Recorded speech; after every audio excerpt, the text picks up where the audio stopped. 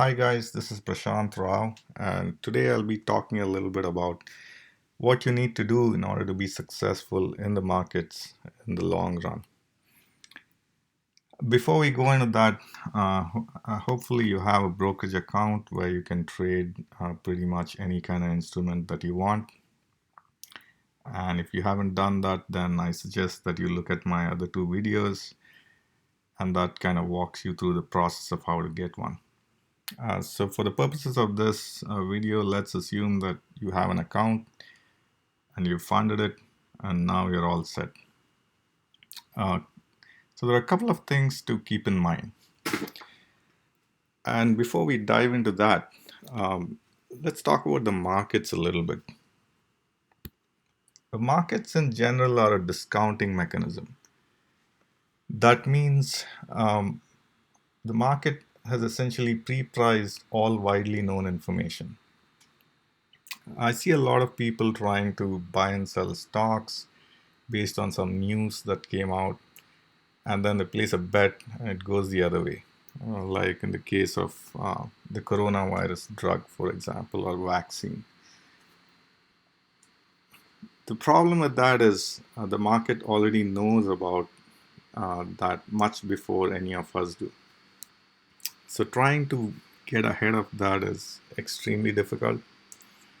And unless you have some insider information and you're a high level executive in that organization, you're unlikely to have what it takes in order to make such a trade. So, in general, the thing to watch is the price, and um, and once you analyze these prices, you'll realize that markets tend to go in the direction that they want to much before any of the news comes out. So now coming back to your account and your trading strategies. So a couple of things to keep in mind. The most important thing is to ensure that you're always preserving your capital. And to explain that, let's take an example. Let's say that you have a $100,000 account and you made a 50% loss. So that brings your account to $50,000.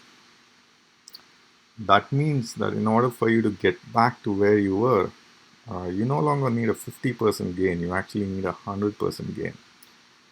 And if you lost 80%, you're talking about a 400% gain, which is pretty astronomical. So the more you lose, the more difficult it's going to be for you to get back to where you were and eventually make profits. So that's the first thing to keep in mind. Now, the other thing to keep in mind is that the way you become successful in markets is by placing high probability bets. So, meaning you just don't shoot in the dark, but you have analyzed and you have some idea of where the markets are headed, and you have some confidence in the direction of the market. So, once you're able to identify these high probability trades and you apply that consistently, you'll be able to grow your account. The third aspect to keep in mind is how to manage risk.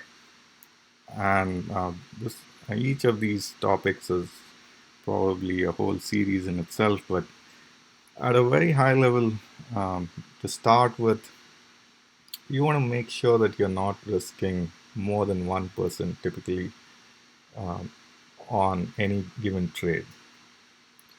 The way to grow your account in the long run is to make consistent uh, profits, and the only way to do that is by managing your risks. It doesn't matter how many trades you lose, but it matters how much you lose in the dollar amount. So I could have, for example, an account where I only had two successful trades in the entire month, and I placed a total of, let's say, 20 trades. And only two of them were successful. the way your trading strategy should be designed is that um, those two successful trades should more than make up for all the losses that you incurred from the remaining 18 trades.